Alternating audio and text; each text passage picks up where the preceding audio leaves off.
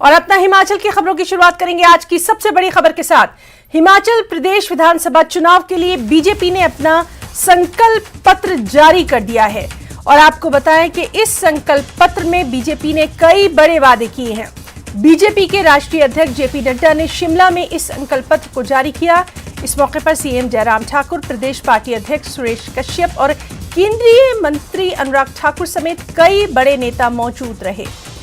संकल्प पत्र में 11 मुख्य बिंदुओं में नड्डा ने कहा कि कॉमन सिविल कोड को लागू करने के लिए कमेटी बनाई जाएगी।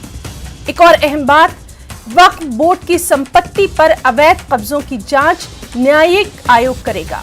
इसके अलावा हम 8 लाख से अधिक रोजगार के अवसर भी बढ़ाएंगे।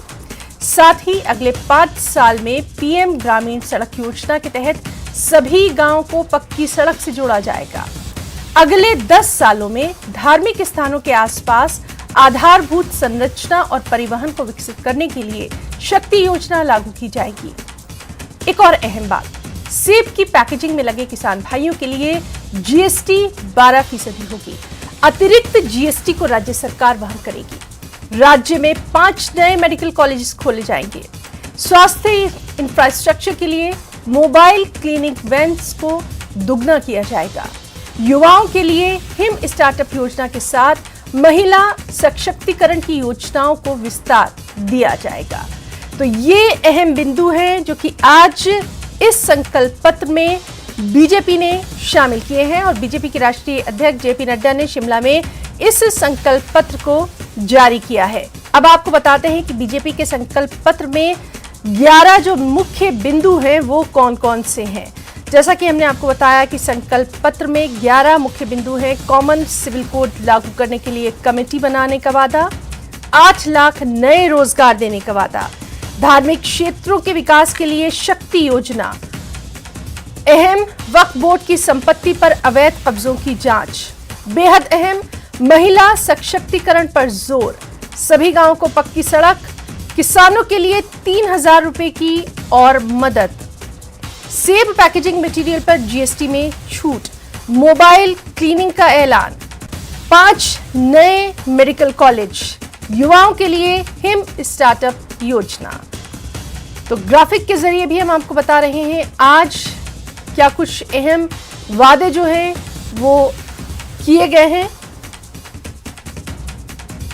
आप साफ तौर पर देख सकते हैं कि बीजेपी ने अपने संकल्प पत्र में 11 अहम पॉइंट्स यहां पर रखे हैं, जिनमें कॉमन सिविल कोड को लागू करना, इसके लिए कमेटी बनाई जाएगी, 8 लाख नए रोजगार देने का वादा, धार्मिक क्षेत्रों के विकास के लिए शक्ति योजना, वक्फ बोर्ड की संपत्ति पर अवैध कब्जों की जांच। और इस मौके पर जेपी नड्डा ने क्या कुछ कहा है वो भी सुनिए। पहला बिंदु है कि हम भारतीय जनता पार्टी हिमाचल प्रदेश की शाखा ने महिला सशक्तिकरण और महिलाओं के बारे में विशेष रूप से सोचा है और हम यह भी आपको बताना चाहते हैं कि हमारा मानना है कि समाज को अगर आगे बढ़ाना है तो जब तक महिला सशक्तिकरण नहीं होगा तब तक परिवार सशक्तिकरण नहीं होगा। जब तक महिला सशक्तिकरण नहीं होगा तो आने वाली जनरेशन्स का सशक्तिकरण नहीं होगा।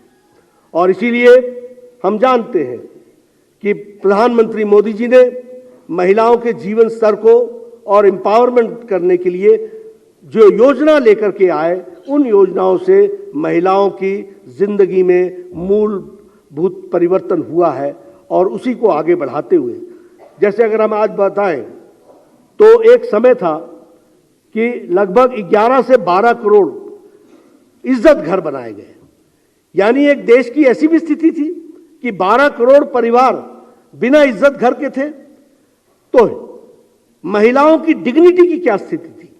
आज हम ये कह सकते हैं कि जब महिला सुबह उठती है तो इज्जत घर के कारण सबसे पहले उसका सशक्तिकरण होता है। जब महिला उठती है और किचन में जाती है तो लकड़ी के चूल्हे के बजाय वहां गैस का सिलेंडर होता है, तो उससे उसका सशक्तिकरण होता है। जब महिला के बच्चियां स्कूल जाती हैं और लॉ एंड ऑर्डर की सिचुएशन को ध्यान में रखते हुए उनको सुरक्षा मिलती है और स्कूल में उनके लिए व्यवस्था होती है, बेटी पढ़ाओ बेटी बचाओ बेटी पढ़ाओ की योजना बनती है, तो वह उनके परिवार को सशक्तिकरण करती है। जब हम हर घर नलका की बात करते हैं, हर घर जल की बात करते हैं, तो हम घरों में वॉशरूम, बाथरूम, इसकी भी हम व्यवस्था करते हैं। उसी तरीके से अगर हम अपॉर्चुनिटी, जॉब अपॉर्चुनिटीज की बात करें, तो आज डिफेंस सेक्टर हो या स्टार्टअप इंडिया हो, 81% of entrepreneurs are women entrepreneurs, इसको भी हमको ध्यान में रखना होगा। इसीलिए सुकन्या समृद्धि योजना हो, चाहे प्रधानमंत्री मातृत्व वंदना योजना हो, ये सारी योजनाएं महिलाओं का सशक्तिकरण करती हैं।